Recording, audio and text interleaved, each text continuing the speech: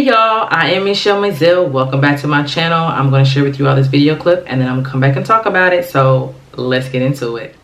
We must intensify our efforts in retrieving our looted cultural treasures, which are being housed in the museums of the nations that stole them from us, and making money for them instead of for us. Come what may, whatever the obstacles, we must get them back. That video was taken 2022, and this is a headline that just came out 3 to 4 days ago. So Britain has decided to return the looted artifacts, but only temporarily. It is only going to be a 3-year loan to Ghana, and then after that, Ghana has to return the artifacts back to Britain. Yes, you heard it correctly. Now, it's funny how when it comes to the African continent, people always try to act like whatever deal that the African continent gets, it doesn't even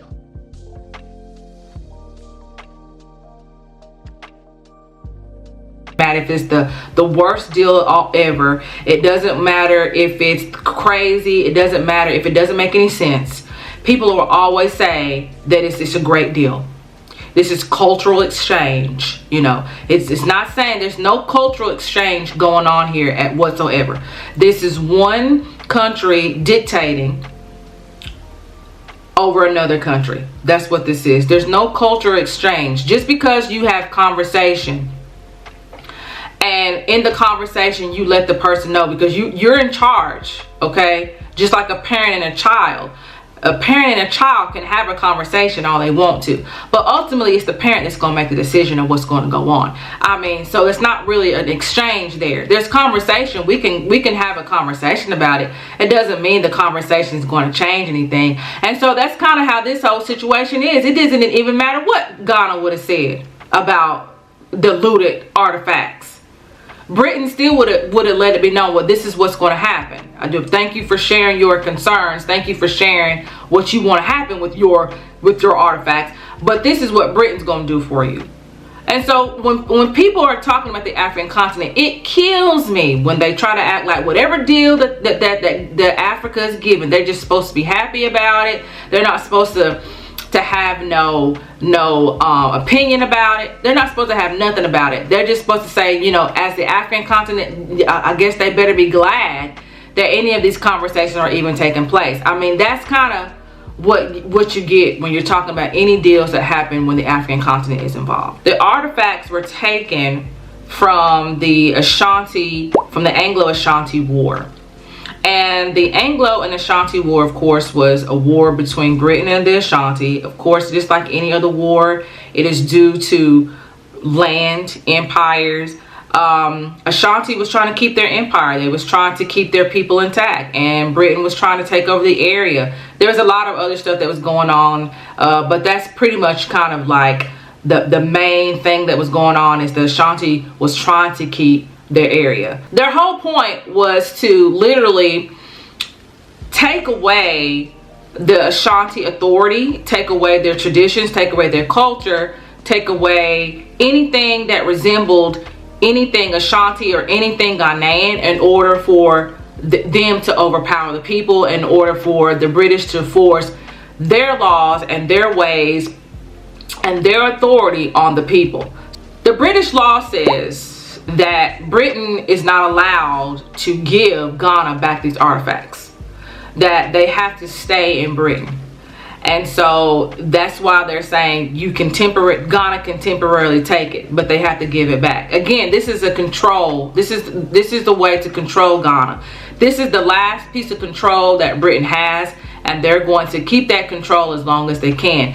Why they keep saying it's a partnership, I don't know. Probably because, from what I've read, the chief of the Ashanti people gave the okay for Britain to loan them the artifacts for the time being. They're having a Jubilee festival, and so the chief said, yes, that's fine. You can. This can be a start. This can be a starting process of ultimately getting these artifacts back. But what the reality is that this should not be something that is on loan. This is something that should be given to the Ghanaian people because it belongs to them. The reason why this is something that's very important to Ghana is because it's a part of their culture. These artifacts have spiritual connections, they have traditional connections, they have cultural connections. And when you have that type of connection and you don't have that, no longer a part of these empires and a part of these people, it's like you're missing a part of the culture. And so that's what needs to be understood. This is not just a shoe, or this is not just, you know, just some random pair of pants or some random jacket or whatever. We're talking about gold head crowns.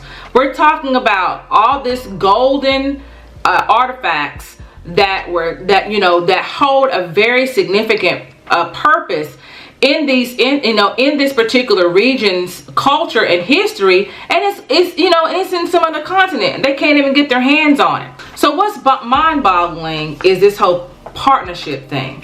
This is not a partnership. This is just another way of Britain to control Ghana. Because if it was a partnership, then the conversation would be, after the 3-year loan, then the talk needs to be having the artifacts stay there permanently in Ghana where they belong. And ultimately, that's not going to happen. The conversation is going to end once the loan is up. Britain is going to take back those artifacts and not going to think nothing else about it. Then they're going to say, well, they let Ghana, take the artifacts back. They did what they needed to do. They'll try to act like that they did this hoop, this hoop to do, this wonderful thing that needs to be celebrated. And it's like, no, the celebration would come with you actually giving it back to the country that it belongs to and leaving it there. These artifacts hold cultural value to the people of Ghana.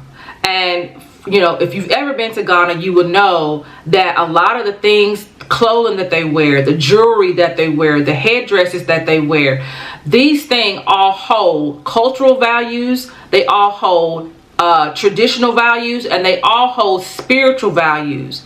And not just anybody can wear a lot of the things that they have stolen. Not anybody can wear these things. Only the chiefs can wear them. Important people can wear them.